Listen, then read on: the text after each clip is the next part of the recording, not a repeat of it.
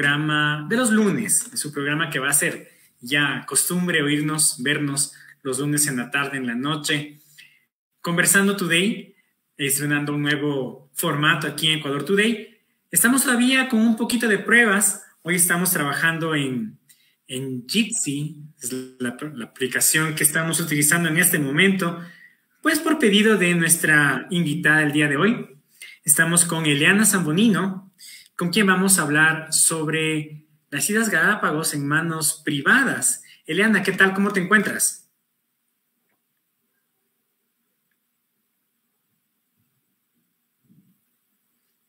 Parece que no le escuchamos a Eliana. Si hay retorno, producción, si hay retorno de Eliana. Bueno, mientras, un poco de quién se trata. Eliana, pues, Eliana tiene muchos másters, maestrías y títulos, ¿no? Eliana es básicamente licenciada en ecoturismo, por eso con ella hablaremos sobre el tema Islas Galápagos. También tiene una maestría en desarrollo local comunitario por la Pontificia Universidad Católica del Ecuador. Tiene una especialización en gerencia para el desarrollo por la Universidad Andina Simón Bolívar. Tiene también un máster en planificación, gestión y financiamiento urbano para la mitigación de la adaptación climática por el Lincoln Institute of Land Policy. También tenemos, también es máster en planificación y prospectiva por el Instituto Ecuatoriano de Altos Estudios Nacionales, el IAEN, y finalmente tiene una maestría en Ciencias Ambientales y Políticas Públicas por la Universidad de Nueva York, el campus central de la Universidad de Nueva York. Ese es, bueno, el largo currículum académico que tiene aquí Eliana, con quien hablaremos sobre lo que está pasando en las Islas Galápagos. Ahora sí, producción, me dicen, ya tenemos retorno de Eliana. Eliana, ¿cómo estás?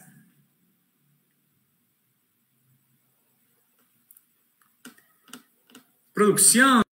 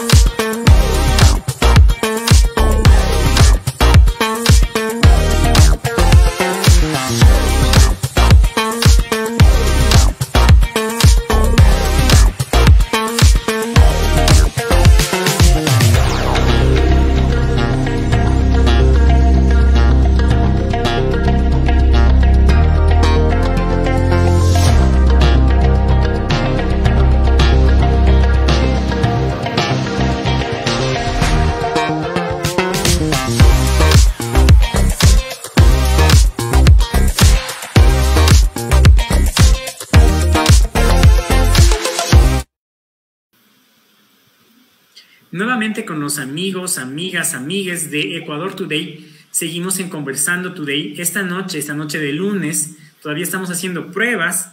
Ahora estamos con lo que es una videollamada, una videoconferencia. Estamos con Eliana Zambonino, que, bueno, estábamos viendo un largo currículum académico, es máster en casi todo lo que se puede imaginar, pero básicamente su campo de acción es lo ambiental, lo turístico, la política pública. Con ella vamos a conversar. Ya se nos está riendo ahí. Por eso se llama Conversando Today.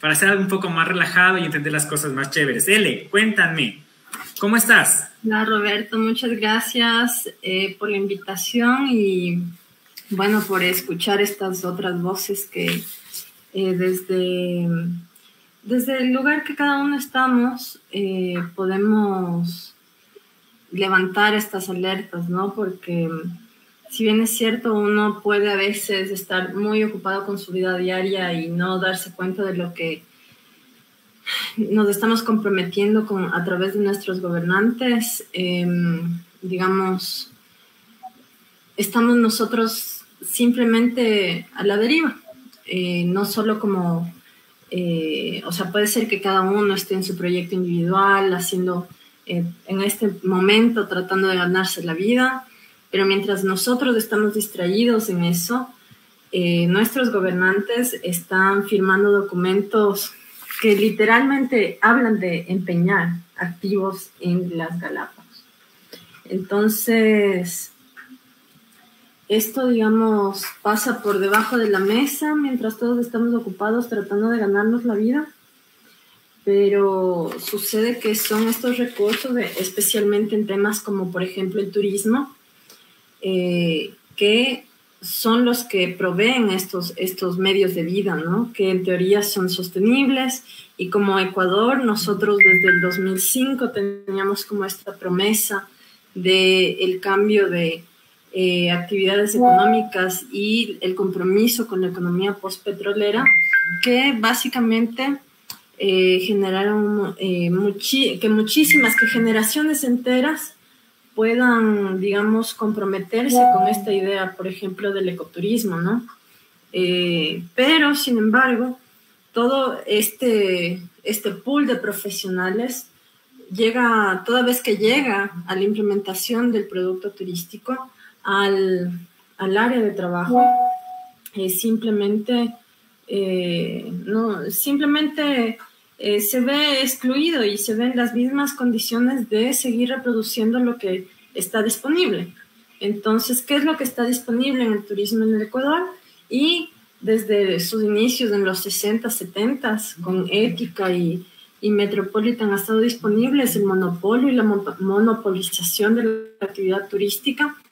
Y a partir de esto, digamos, la generación de actividades turísticas que, si bien es cierto, se han enfocado al turismo de naturaleza, que es la vocación territorial del Ecuador, no necesariamente han cumplido con todo el propósito de la inclusión económica y social de todos los actores, con el objetivo de promover el turismo sostenible. Entonces, es así como muchos nos hemos dedicado a algunas otras cosas, entre esas cosas estudiar, por ejemplo, a hacer políticas públicas en el sector social, en el sector ambiental desde otra óptica, pero porque estos espacios dentro del turismo no propician la apertura de nuevas actividades o de actividades que en realidad implementen lo que en la teoría se habla, como por ejemplo la capacidad de carga. Entonces, esto es muy evidente. Y, por ejemplo, en Galápagos de estos últimos días, siendo julio de 2023, las temporadas altas en Galápagos son abril, o bueno, eran tradicionalmente abril, junio, julio y agosto, y diciembre, enero.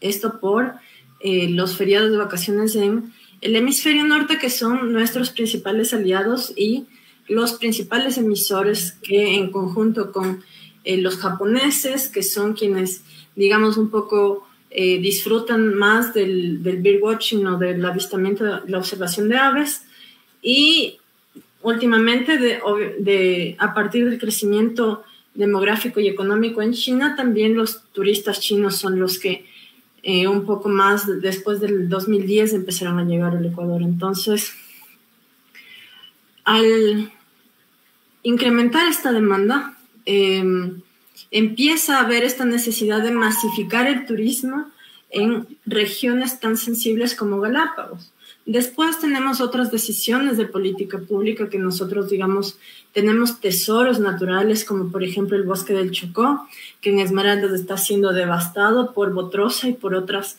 industrias madereras. Tenemos también el Yasuní, que con las actividades extractivas está siendo devastado, y hay muchas experiencias también en los páramos, en donde son estas actividades extractivas las que van desplazando la actividad turística. Entonces, ¿cuál es la diferencia para una comunidad local?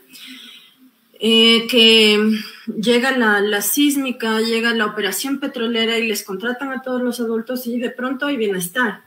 Pero hay un derrame de petróleo que sabemos de largo que en Petroecuador hay muchísimos, o también en las embarcaciones turísticas, en Galápagos, o hay algún tema con el manejo de basura y todo eso, y van degradando el entorno. Entonces, ¿quién se queda con los impactos sociales y ambientales? Los niños, adolescentes y jóvenes de estas comunidades que son excluidos sistemáticamente de sus localidades y se ven obligados a migrar a los centros urbanos, en el mejor de los casos, cuando encuentran oportunidades, y si no, a otros países, ¿no? En condiciones infrahumanas. Entonces, eso un poco como para dar un panorama general de los impactos de la actividad turística masiva, monopólica en el Ecuador.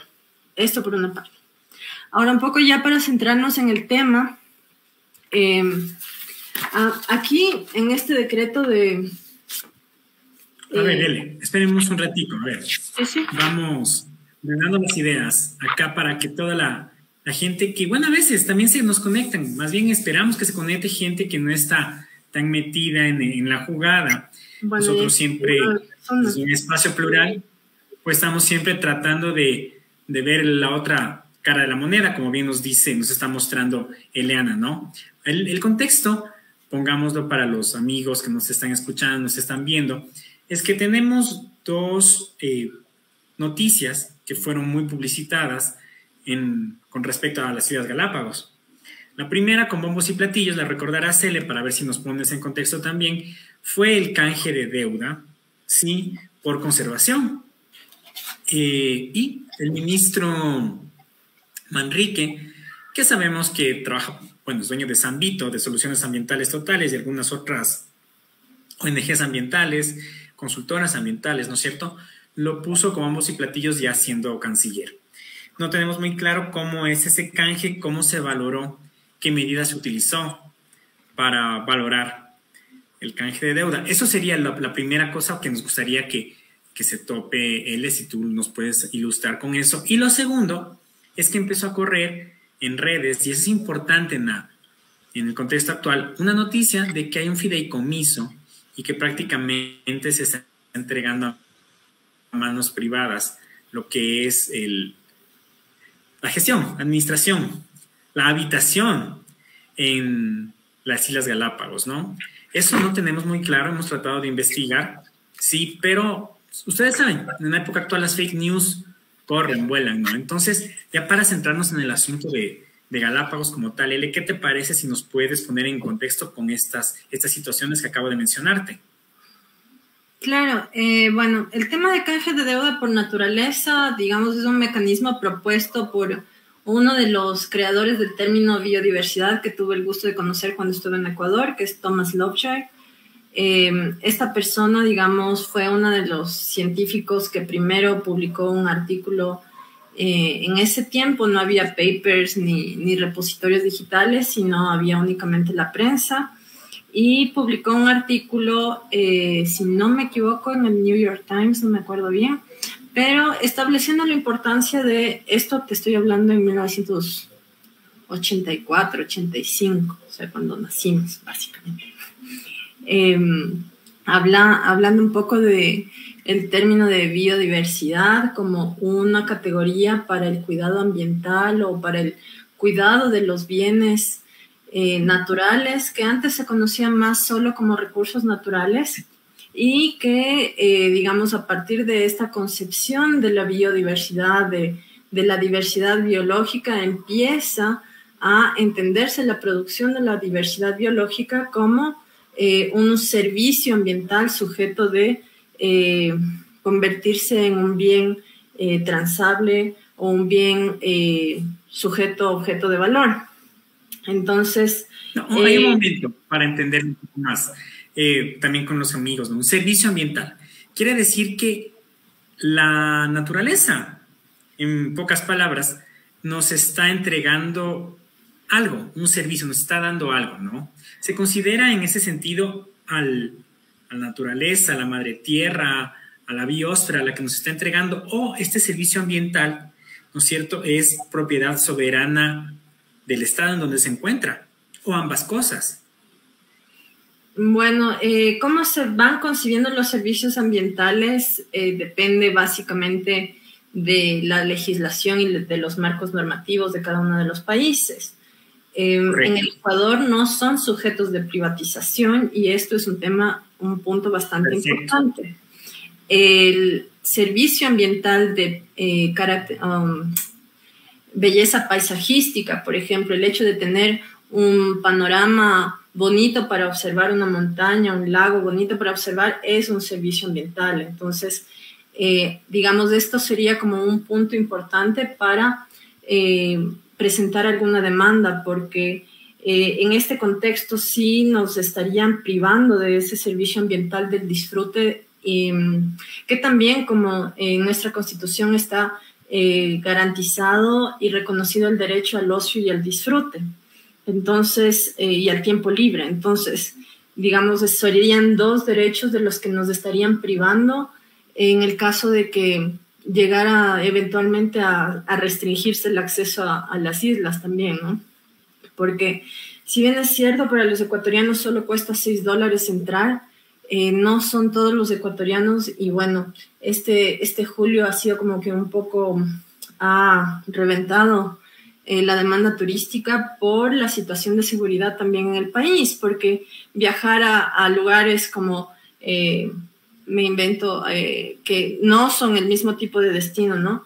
Atacama, Same, digamos, hacer un esfuerzo adicional y comprarte ahora un pasaje de avión que cuesta 250 en oferta, $350, digamos, se va un poco abaratando al incrementarse también las frecuencias aéreas, pero empiezas a mandar gente del continente que se ve expulsada por la crisis de seguridad en las playas del Ecuador, que también, por ejemplo, en Santa Elena, en Manabí, en Guayas, en El Oro, se han dado sucesos, digamos, que para que haya turismo, lo primero que se necesita es seguridad. Entonces, cuando no tienes seguridad en el continente, y el único lugar seguro es Galápagos, la gente empieza a considerar irse a Galápagos porque la entrada solo cuesta $6, están en oferta los pasajes y bueno, consecuencia de eso tenemos no solo el incremento de turistas nacionales, sino también extranjeros ahí en Galápagos, sin considerar la capacidad. Estamos hablando de un deseado, ¿no? Un impensado defecto de lo que es la inseguridad digamos, en la tan querida ruta del Spondylus.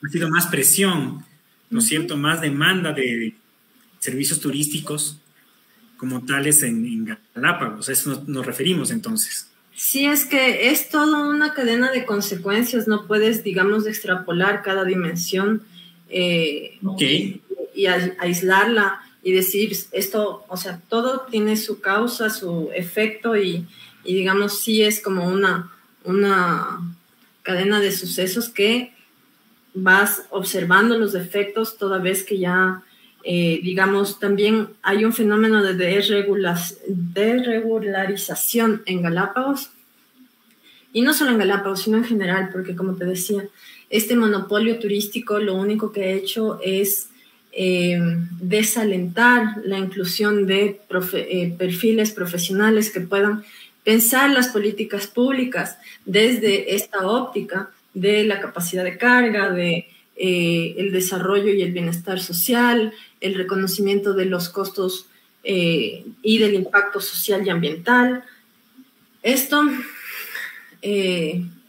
digamos, hace que, por ejemplo, lugares como el Ministerio de Turismo estén llenos de personas que son administradores de empresas, que estudian el turismo desde otra óptica, o personas que son economistas, que saben manejar, sí, otro tipo de situaciones, circunstancias, qué sé yo, pero no necesariamente están formados en estos temas que sirven para considerar digamos, las consecuencias del uso y el abuso de los lugares naturales y de los recursos naturales. Pero en este aspecto, y volviendo al tema de canje de deuda por conservación, digamos, un poco,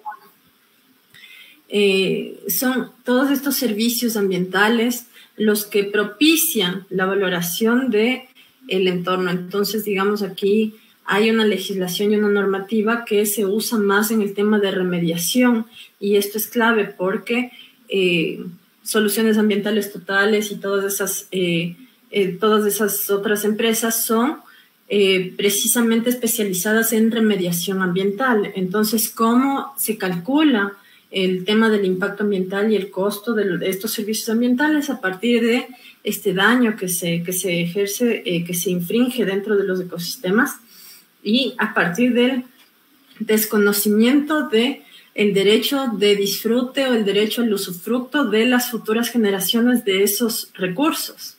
Entonces es algo de lo que todavía no habla nuestra legislación, porque también, digamos, bien claro que en temas de prospectiva nosotros nos encontramos completamente fuera del andarivel, porque si bien es cierto, hubo un ejercicio en el 2014 para planificar el Ecuador al 2035, ese ejercicio ha sido completamente abandonado y no se toma en cuenta precisamente para este tipo de toma de decisiones, porque simplemente a partir de la óptica y del dogma de las personas que se encuentran en este momento en el gobierno, se toman en cuenta estos instrumentos que, si bien es cierto, y usados de una manera adecuada, son útiles, son plausibles, es algo completamente pragmático, digamos. Hay gente que se opone al capitalismo verde. Desde mi punto de vista muy personal, sí pienso que los servicios ambientales deben ser medidos, evaluados, tasados, y digamos el hecho de que, por ejemplo, ahorita en Uruguay no tengan agua, precisamente es una consecuencia de no tomar en cuenta el valor del agua, el valor del aire sano, digamos, del aire puro, perdón, el valor de la salud a partir de gozar de un ambiente saludable, y de cómo esto tiene impacto dentro de las cuentas nacionales, así, por ejemplo, de la salud pública, porque nadie toma en cuenta cuánta salud, digamos, cuánto infringe en el sistema de salud el hecho de que se interrumpa un ecosistema, de que una comunidad se encuentre inmersa dentro de la contaminación de un río, de la contaminación petrolera, y cómo, digamos, esta incidencia de cáncer o de enfermedades en la piel o de problemas del ambiente dentro de la salud infringen y tienen impacto dentro de la necesidad de erogación de recursos de la salud. Entonces, digamos, ese es otro aspecto en el que tampoco se están tomando en cuenta. Ahora, volviendo al tema del canje de deuda. Una pregunta. Exactamente, para el canje de deuda, para regresar al tema del canje de deuda. Si no me equivoco, ¿no es cierto? Por ahí hay unas pocas sentencias en las cuales el Estado ecuatoriano, respondiendo a demandas de las comunidades, básicamente comunidades que han habitado siempre en los ecosistemas más frágiles o más alejados de los centros urbanos del Ecuador, sí, han ganado. O sea, ha habido gente, hay casos en que se gana, pues, este asunto de las demandas al Estado por no ejercer la soberanía y evitar que haya focos de contaminación. Principalmente en el oriente, en la Amazonía ecuatoriana, si mal no recuerdo, minería a cielo, bueno, no digamos a cielo abierto, sino vetas que están muy cercanas a ríos, ¿no es cierto? Y lo que yo recuerdo, unas pocas hectáreas, no llegaban ni a 100 hectáreas lo que había que remediarse, le costaba al Estado más o menos, era un ojo de la cara, era más o menos golpe de $3 millones por cada 10 hectáreas que se deben de restaurar. de reparar. Entonces, una vez hecho el daño, es cuantificable lo que le puede costar a un gobierno, ¿no es cierto?, a una sociedad reparar, o sea, eliminar todo el metales pesados, ¿no? Cosas esas raras que aparecen en la tabla periódica. Hablamos de cadmio, hablamos de uranio, hablamos de silicio, cosas que nunca en la vida se pueden encontrar pues en la naturaleza normalmente si no es excavando. Pero, ¿cómo tú puedes valorar, ¿no es cierto?, un servicio, digamos, que le ha tomado millones de años al planeta generar, ¿sí? O quienes creen en Dios, pues le ha tomado a Dios toda la historia de la creación, ¿no es cierto? Pues que exista algo tan increíble como el ecosistema de las Islas Galápagos, ¿no? Es decir, podemos cuantificar cuánto nos cuesta remediar, pero en sí mismo es posible calcular cuánto cuesta el servicio paisajístico únicamente para que los humanos tengamos la oportunidad de contemplar, la oportunidad de tener una experiencia estética, por no hablar de la producción de oxígeno, por no hablar de la producción de, ya me pongo más científico, nitritos y nitratos, ¿sí? ¿Cómo lo cuantificaron y cómo quedó eso en papel? ¿Cómo llegaron al valor del que tan grandemente difundieron, ¿no? Si nos puedes ir un poquito más hacia ese punto. Claro, en este aspecto, por ejemplo, el Ministerio del Ambiente, y hay una regulación del Código Orgánico Ambiental y de lo que antes se llamaba el Texto Único de Legislación Ambiental. El TULS. Norman regulan y, digamos, cuantifican estos impactos. Ahora, tú bien señalas que un tipo de impacto es el impacto que se da después de contaminar el agua, pero se da a partir de, digamos, la privación del uso del agua o las enfermedades que pueden causar estos metales pesados o este tipo de materiales extraños dentro de el agua para consumo humano, riego y consumo de animales. Por una parte, pero ahora lo que tú mencionas desde el Ministerio de Turismo, desde la legislación turística, no se ha tomado seriamente este ejercicio. Entonces, digamos, si yo voy y voy a ponerte el caso práctico que sí le pasó a un operador turístico, voy y te pongo la antena gigante de electrificación de la red eléctrica nacional dentro de tu predio, en donde ya no te dejo ver a ti ni a tus turistas porque tú hiciste una inversión de $50,000 para ponerte un lodge ahí. Y yo como Estado digo, bueno, no me importa. Es legítimo, ¿no? Es legítimo. Claro, porque si tienes los permisos es legítimo. Es el bien superior del Estado, pero yo como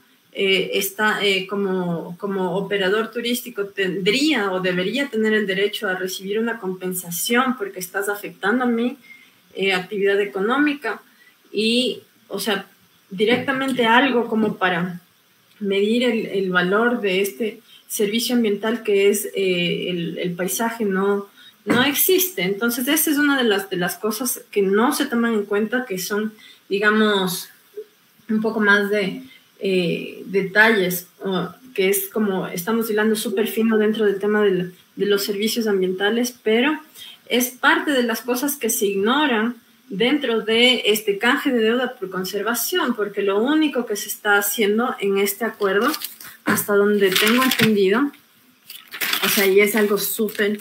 Bueno, el mecanismo de canje de deuda... Sí, no, con papeles en mano. Nos ilustra Eliana. Por supuesto. Pero ni más faltaba. Entonces, en ese aspecto... Yo creo que no viene la pregunta Pepo todavía. Ya, pero espérate. Este mecanismo del canje de deuda por conservación es, digamos, muy positivo, productivo.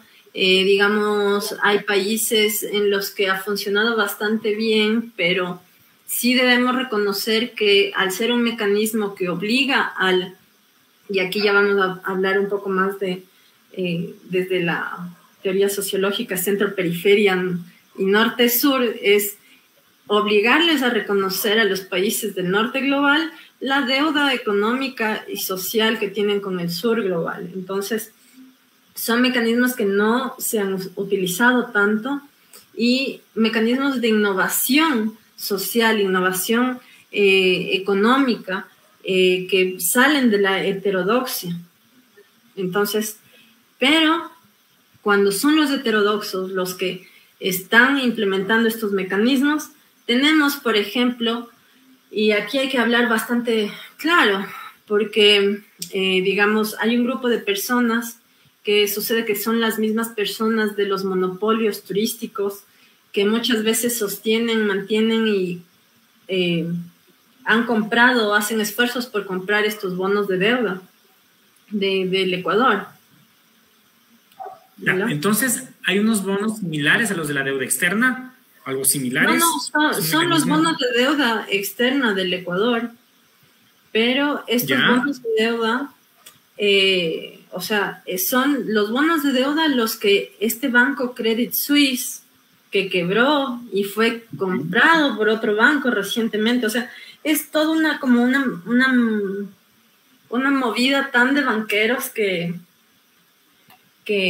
no se, o sea, se puede decir, o sea, es algo tan bueno y tan chévere el canje de deuda por conservación, que si podríamos hacer eso con toda la deuda externa del Ecuador, podríamos alcanzar un propósito de conservación de nuestros recursos naturales que sea efectivo y eficiente, sí, pero cuando te pones a revisar estos detalles de cómo lo hacen las personas que lo están implementando, que obviamente no hay una sola manera de implementar este tipo de mecanismos, sino hay varias maneras, pero como te digo, cuando es una persona que mira esta oportunidad, porque las oportunidades solo hay para ellos y sus amigos. Claro, ¿cuánto costará esa vaina, no? ¿Cuánto cuesta cada bono? Claro, entonces ahí hay que hablar de otra cosa, que son los bonos de deuda externa del Ecuador y quiénes son los tenedores de estos bonos de deuda. Ahora, un poco yendo ya más hacia cómo fue hecho este mecanismo concreto, estábamos hablando de este banco Credit Suisse. Entonces sucede que este banco Credit Suisse empiezan a pasar cosas casi simultáneamente. Entonces, justo unos días antes quiebran y son unos suizos los que compran ese banco. Y qué coincidencia, no me acuerdo cuándo fue el mes que Lazo viajó a Davos. ¿Y Davos dónde queda? Entonces, yo no tengo pruebas, pero tampoco tengo dudas de que... ¡Qué interesante! De que esas cosas, digamos, se estén manejando de esa manera, ¿no? Entonces... Ya, perfecto, porque mira, a ver, para aterrizarle un poco a los amigos que están escuchando, ¿no es cierto? Los bonos de deuda, los bonos que emitió el Ecuador de deuda soberana, ¿no es cierto? Un conglomerado, una persona que tenga el dinero, generalmente no es una persona particular, son conglomerados, digamos, empresariales, grupos económicos los que compran los bonos de deuda. Estos bonos son importantes, interesantes, porque pueden ser, son papeles fiduciarios que pueden transarse en el mercado internacional. Contrario a lo que podría pensar nuestro país, nuestro querido Ecuador, es un país rico. Ustedes pueden revisar estadísticas globales de los principales los productos más consumidos a nivel mundial. Siempre el Ecuador está entre los primeros, ¿no? Los más grandes exportadores de un montón de vainas aquí. No solo de banano y de crustáceos, sino también de cosas que no nos imaginamos, ¿no? Flores, ese tipo de vainas que se pueden exportar. La pregunta, ¿no es cierto? En lo que es los bienes normales, tranquilos, en lo que es el canje, en lo que es la deuda externa normal, ¿no es cierto? Los bonos que están tan bien respaldados por un país que en recursos naturales es tan rico como el Ecuador, ¿no es cierto? La pregunta es, yo me compro un bono de canje de deuda por biodiversidad, que es lo que estamos hablando en este momento. ¿Qué gano yo? O sea, yo como tenedor de ese bono, ¿qué es lo que gano en el mercado internacional? ¿A quién le vendo? ¿Quién me compra? ¿A quién le interesa tener bonos emitidos, ¿no es cierto? Por deuda, o sea, bonos soberanos que son canje de deuda por biodiversidad. ¿Quién puede estar interesado en eso para ahorrar, gastarse sus cientos de millones de dólares, sus miles de dólares en este tipo de bonos, ¿no? Y ahí vamos entrando al asunto del fideicomiso que estábamos oyendo hace algunos días. No sé, si nos puedes comentar, ¿qué gano yo comprándome un bono del Ecuador de canje de deuda por biodiversidad? ¿Qué hay ahí? ¿Para qué me sirve? Ya, entonces aquí hay algo, algo bastante, digamos, que es como un poco el meollo del asunto, es este tema de los mecanismos de especulación financiera en el nivel global. Entonces, estos mecanismos de especulación financiera en el nivel global dan paso para que las naciones, digamos, todos los países, incluso Estados Unidos, China, Rusia, tienen deuda externa. Entonces, uno de los mecanismos de generar o crear dinero dentro del contexto en el que nos encontramos es la emisión de deuda. Entonces, pero sin embargo, los mecanismos de especulación financiera en los mercados internacionales pasan por este punto en el que, digamos, tú le debes $1,000 a X persona y X persona no te puede cobrar. Entonces yo le digo, mira, yo te doy a ti $600, vas a perder 400, pero vas a poder recuperar algo de lo que me prestaste. Entonces esta persona va a decir, bueno, entonces yo gano el potencial de cobrarte $1,000 y esta persona recupera algo de su dinero que también ha perdido, o es digamos, es como un poco el tema de carteras vencidas y demás temas en las tarjetas de crédito, porque también los bancos venden las carteras vencidas de las personas. O sea, lo mismo que hacen con la deuda impaga de la tarjeta de crédito pasa a nivel internacional, pero ya, digamos, hay otros mecanismos. De país. Claro, ya hay otros mecanismos en otras dimensiones en los que se hacen estas transacciones. Entonces, por ejemplo, también hay este tema de el bono futuro, que es otro mecanismo que igual, o sea, ya no te compro al valor que tienes ahora, sino te compro al valor que te rendiría de aquí a 10 años. Entonces, no te estoy comprando solo la imposibilidad de cobrarle a esta persona dentro de los próximos 12 meses o a este país dentro de los próximos 5 años que dure el programa, sino te estoy comprando la posibilidad y el dinero que tú vas a ganar de aquí en los próximos 10, 15 años. ¿Hola? Claro. A ver, si es que lo estamos entendiendo más o menos. Porque estamos ya viejitos, a ver si te acuerdas de un capítulo, para que te acuerdes, del Chavo del Ocho, donde tenían el vale por $1,000,000, ¿no? ¿Te acuerdas? No me acuerdo porque no veía el Chavo, mis papás no me dejaban ver el Chavo. Pero bueno, el tema es que, en serio, entonces el tema es que, por ejemplo, en este aspecto, hay empresas que están ganando por vender a futuro esa deuda, que ya es una deuda de un tercero. Entonces yo, como vendedora de la deuda, en este caso como tenedora de bono que le estoy vendiendo al Credit Suisse, me estoy aprovechando de esta coyuntura del Credit Suisse para venderle a un valor, porque ya sé que viene el paro, la muerte cruzada, cambio de gobierno, lo que sea, ingobernabilidad. Entonces yo sé que este bono va a bajar de precio. Entonces agarro todos los que tengo y te gano. Ya, entonces estamos haciendo esto. A ver, estamos diciendo que debido a todos los problemas que tiene, coyuntura política que tiene el país, un bono que se emitió, por decirlo, en $100 bajó a un valor a 70, y con el 70 estoy desesperado por vender. La gente me compra en 70, ¿no es cierto? Porque es un buen negocio, porque sabe que más adelante el país, como tiene recursos, podrá regresar al nivel normal de 100 e incluso superarlo, llegar a 110, 120, ¿no es cierto? Y beneficiarse de los intereses que se generan. Básicamente es eso. Es lo que jugaba Leonardo DiCaprio en El Lobo de Wall Street, si es que le pusieron un poco de atención, o lo que jugaban el Chavo y el Kiko con con los vales por 1 millón de pesos, ¿no? Estaban esperando que haya condiciones para vender más barato, ¿no es cierto? Algo que saben que en condiciones normales puede subir de valor, ¿sí? Entonces, pura especulación, a eso nos estamos refiriendo.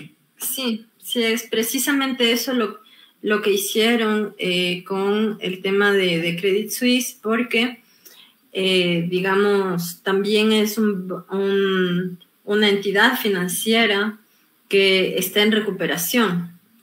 Entonces, esta entidad financiera básicamente lo que hace es identificar estas oportunidades un poco para ganarse también un espacio, un lugar en las finanzas climáticas, porque todo esto ya no solo es... Finanzas climáticas. Sí, lo que pasa es que yo te cuento que en diciembre de 2021, el agua en Wall Street ya es un quote, o sea, ya tiene como su...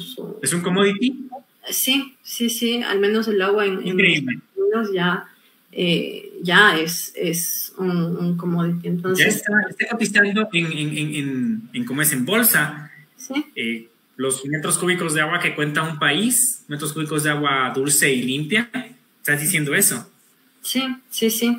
Entonces, el objetivo es, digamos, porque el impacto del cambio climático dentro de los ecosistemas de las naciones no solo cruza por ay, qué pena, se van a morir las tortuguitas o los leones marinos no tienen dónde estar, sino tiene un impacto en la cadena de productividad económica, especialmente, digamos, en estos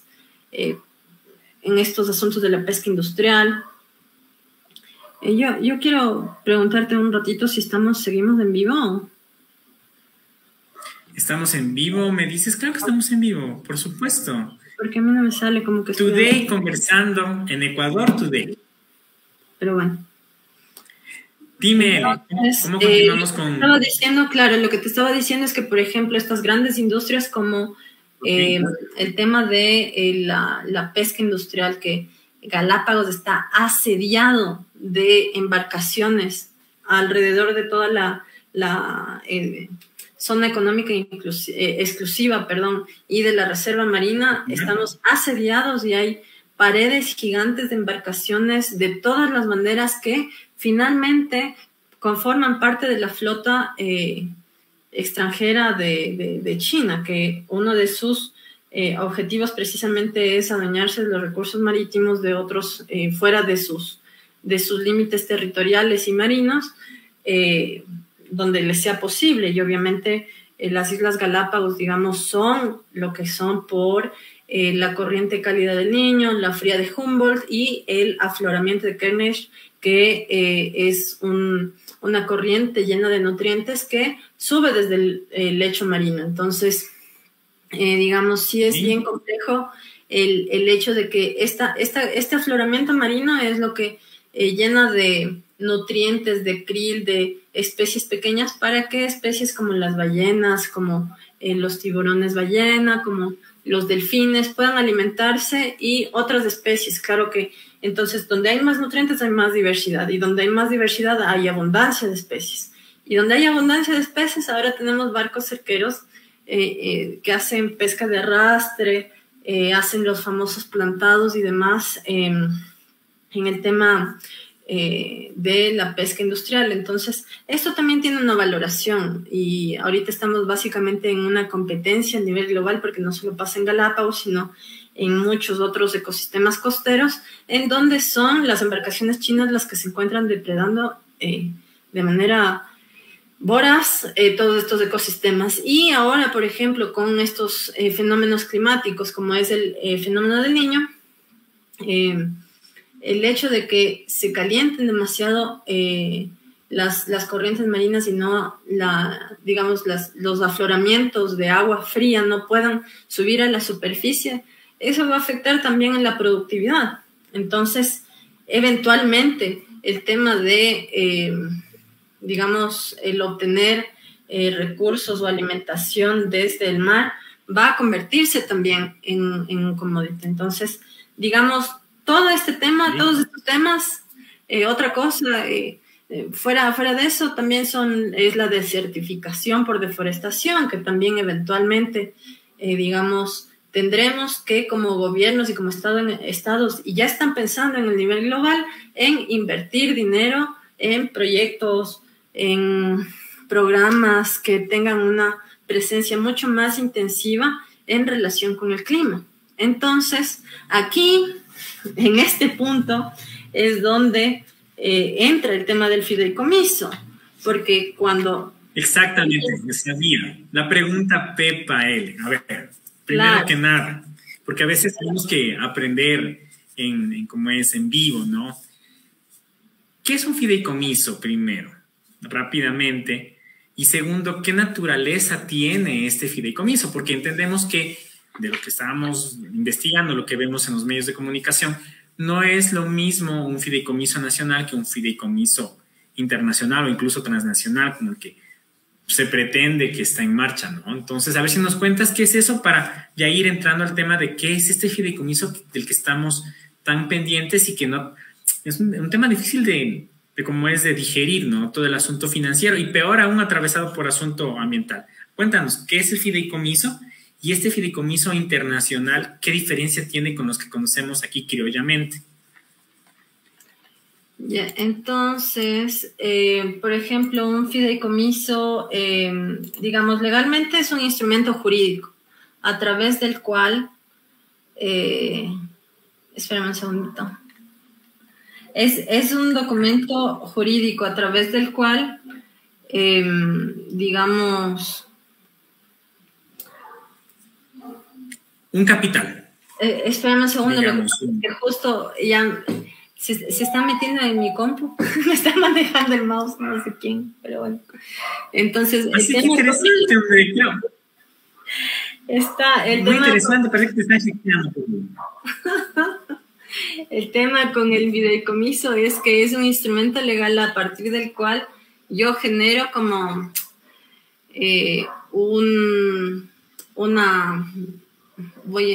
iba a decir trust, pero es como una mancomunidad o como una asociación de empresas o, digamos, es donde yo puedo tener a varias empresas. Por ejemplo, yo soy un papá y tengo una panadería, un supermercado, tengo, digamos, una tiendita y tengo 10 hijos. Entonces, quiero que ninguno de ellos sepa cuánto dinero en realidad yo estoy manejando. Voy a hacer un fideicomiso y una figura legal en el cual voy a poner una sombrilla para tapar todas estas industrias que yo tengo y a partir de las cuales, digamos, yo puedo ir asignando dinero a cada uno de mis hijos sin que ellos efectivamente tengan conocimiento de dónde viene, si es que, o de las ganancias que yo tenga en cada una de estas tiendas, panaderías. Está clarísimo, L. ¿Dónde vamos también ahorita? O sea, no darse cuenta de hacia dónde vamos, pues quiere decir que nunca vimos los expedientes secretos X. A ver, síguenos contando. No sabemos exactamente cuánto, ¿no es cierto?, dinero o, digamos, su equivalente en dinero tendría un fideicomiso en general. Y tampoco tenemos muy claro cómo se hicieron, digamos, las mediciones que nos permiten tener el valor del canje de deuda por biodiversidad. Por ahí ya vamos hilando fino, ¿no? Cuéntanos, ¿qué pasa con este fideicomiso específicamente de las Islas Galápagos, ya? Que el fideicomiso es algo que generalmente en novelas mexicanas, ¿no? Te van a dejar un fideicomiso para que Juan Albertito no sepa cuánto hereda hasta que tenga 18 años y ese rato el tío malvado le dice, solo te quedaste con 20 centavos. Más o menos eso. O sea, son movidas de abogados, básicamente. Entonces... Sí, ya estamos viendo por dónde va el asunto. Pero cuéntanos, ¿qué pasa con el fideicomiso internacional y dónde podemos hacer match? Porque está todo tan, digamos, difícil de entenderlo, de digerirlo y de verlo en este contexto nuevo en el que nos estamos enfrentando o sea, yo me acuerdo desde que era guagua, trabajando en las cosas psicológicas con mi señor padre, les dijimos Yo no sé si ponerme feliz por haber tenido la razón o llorar por haber tenido la razón. Les dijimos, 40 años. No, cosas que no puedo decir en cómo es en vivo. Cuéntanos, ahora sí, después del break, ¿qué pasa con el fideicomiso en las Galápagos? Claro, el tema en Galápagos es, básicamente, hasta ahora se han hecho como públicas y gracias a la investigación de periodistas, un par de empresas, de fundaciones que están atrás de este fideicomiso que está conformado por este grupo de empresas o de personería, por esta personería jurídica que es el Galapagos Life Fund. Entonces, por ejemplo, tenemos el Ocean Finance Company y el Pio Bertrelli Ocean Legacy. Entonces, un poco queda... Legacy, estamos hablando el nombre, ¿no es cierto? Para los amigos que no hablen mucho inglés, incluso en el nombre está diciendo Legacy, eso es ya la herencia, ¿no? O sea, estaba yo jodiendo por reírme y total, literalmente Legacy es una herencia, ¿no? Vamos a ver cómo se maneja esto. A ver, síganos contando, querida Ellen. Sí, entonces el tema es que nosotros en este punto, y a mí la palabra, o sea, dentro de este acuerdo número 735, hay una palabra que es como la que a mí me desarma todo. Que dices, ay, qué bonito, qué bonito, qué bonito.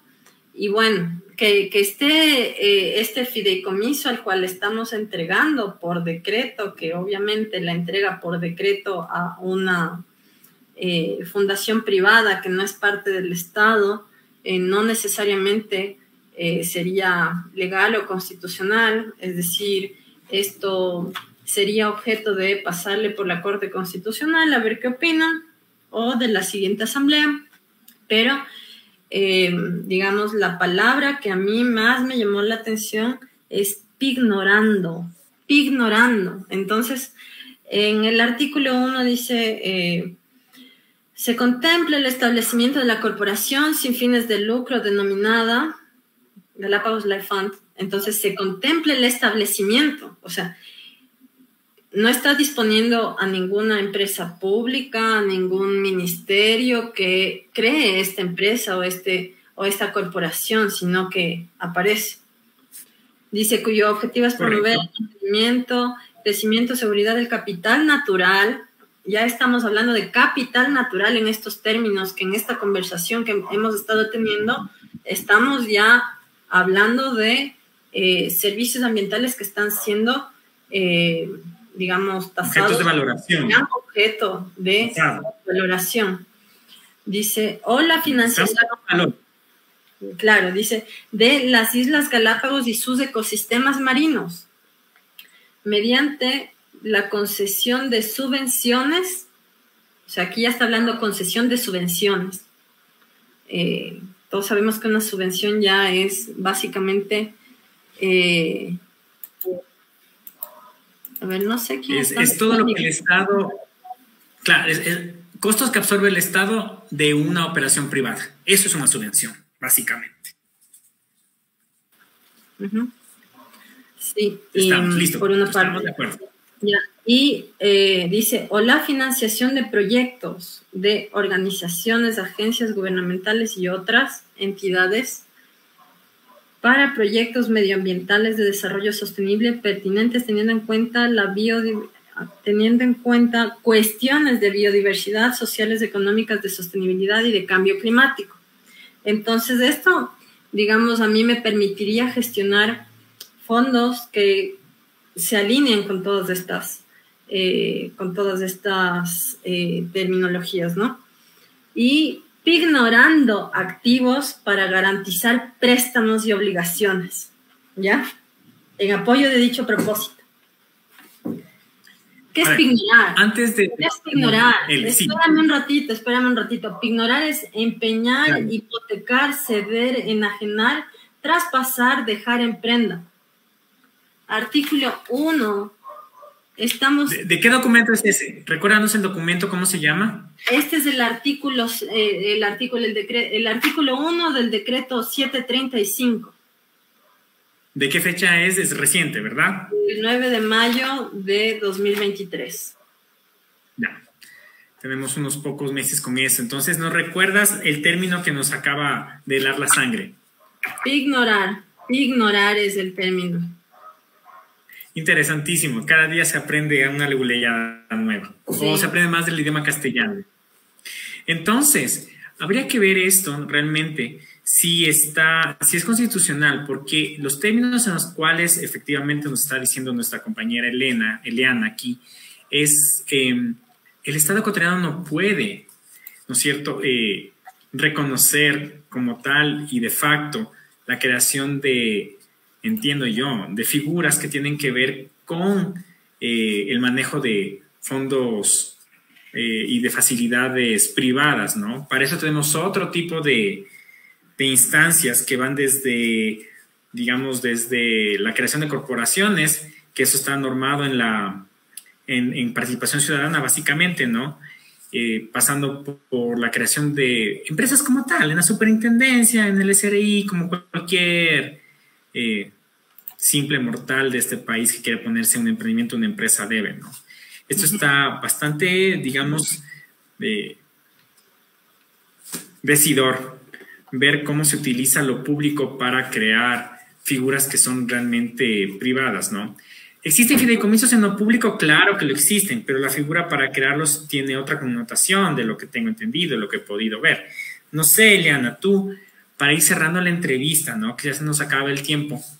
Detrás de esto que nos acabas de leer, ¿no es cierto?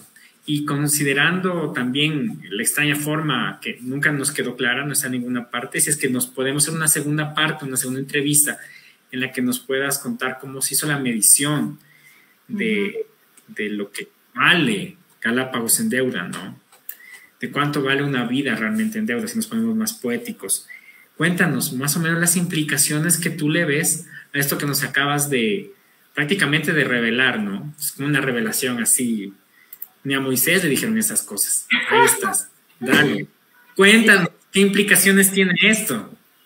O sea, implicación número 1, empeñar activos del Estado, activos en Galápagos, que un activo... Niña, a ver, parece que se nos fue Eliana. Eliana, por favor, regresando. Estamos aquí. Bueno, seguimos en la transmisión de Conversando Today, Ecuador Today. Lastimosamente hemos perdido el contacto con Eliana. Vamos a ver si regresa en unos pocos segundos más. Si no, tendríamos que...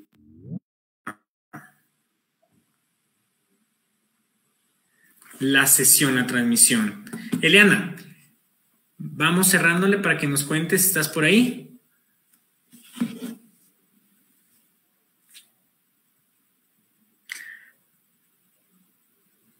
Parece que sí estamos con Eliana para que nos dé sus últimas impresiones y cerrar la entrevista del día de hoy, lunes. Que siempre nos engolosinamos aquí conversando y aprendiendo cosas, ¿no? Sí, no sé ya, si... Ya, ayúdanos, Ele, ya para cerrar. Sí. Cuéntanos de nuevo, ¿sabes que se fue un rato? Sí, no sé.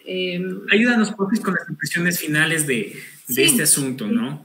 Un poco lo que les quería decir es que el tema con las Galápagos es específicamente relacionado con el empeñar los activos que tengamos en Galápagos. Entonces, uno de esos activos que nosotros tenemos en Galápagos, por ejemplo, es el derecho a la franja, al uso de la pesca artesanal, por ejemplo. O sea, porque siempre te habla y te dice en el marco normativo legal. Entonces, nosotros tenemos ahí algo muy importante que es el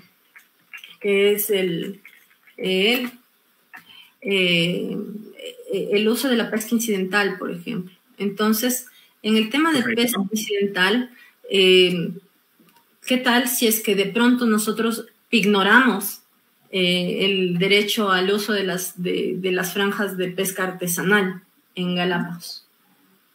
Entonces, eso es bastante, digamos, polémico, ¿no? Precisamente por el tema de quién va a ser usufructo, quién va a hacer uso de los recursos naturales que tenemos dentro de las Islas Galápagos. Otra cosa que se puede ignorar son figuras legales dentro de las islas. Entonces, dentro de estas islas, nosotros tenemos, por ejemplo, el uso y aprovechamiento de las actividades turísticas. Entonces, sí es, digamos, preocupante quién va a ser usufructo de esta pignoración, de este empeño, de este, digamos... Hipoteca también. De esta hipoteca. O sea, está en el artículo... Claro, no. Es que esto está en el artículo 1 de este dichoso decreto ejecutivo y es muy descarado que no tengamos, digamos, conciencia o que yo he hecho un llamado al sector turístico, pero sector turístico, en este punto te estoy hablando de amigos, conocidos que trabajan en turismo, a ver cómo se está manejando el tema, si es que hay algún tipo de, por ejemplo, tipo de organización, sector, qué sé yo, que un poco quiera o tenga alguna reacción. Y está tan desorganizado el sector turístico, no en términos de dueños de hoteles, ¿no?, sino en términos de trabajadores, operadores, ciudadanos y ciudadanas que eventualmente están, digamos, o han hecho su carrera trabajando en el tema, porque hay muchas personas que dentro del sector sí son totalmente empíricos, y eso hay que decirlo. Y es una de las razones por las cuales el sector es tan desorganizado y se permite este tipo de cosas, porque finalmente lo único que se ha hecho es buscar generar ganancias. Entonces, no necesariamente es esto de esta manera. O sea, no es solo hacer turismo o hacer ecoturismo, no se refiere únicamente al hecho de, digamos, obtener dinero o generar ganancias, sino básicamente se centra en un desarrollo sostenible que sea consciente dentro de las comunidades locales para generar resiliencia económica y en este caso ambiental. Entonces, digamos, nosotros como país deberíamos plantearnos hacia dónde estamos yendo en términos de este nuevo mercado de precisamente las finanzas climáticas. Entonces, un poco poner ahí un llamado de atención. Listo, Ele. Bueno, tuvimos esta conversación un poquito, se nos alargó un poco por asuntos, digamos, más bien técnicos, tecnológicos, y vamos cerrando hace un momento, pero tuvimos una fallita por ahí. Le agradecemos mucho a Eliana, precisamente por sacarnos de la ignorancia para saber qué es la pignorancia y qué es la pignoración también. Entonces sí, estamos viendo que es un decreto, ¿no es cierto? Es una forma en presentar las cosas que básicamente se asemeja a una hipoteca, ¿sí? ¿Qué hacemos con una hipoteca? Ponemos en prenda nuestra casa para pagar nuestra propia casa y cuando acabamos de pagar la casa ya está vieja. Básicamente eso es una hipoteca. Y eso es lo que está abriendo, por lo que estamos observando el decreto. Y todavía nos queda la duda de cómo se valoró, qué medidas se utilizó para valorar, ¿no es cierto?, los servicios ambientales que proveen las Islas Galápagos al planeta, a la humanidad, al planeta Tierra, ¿no?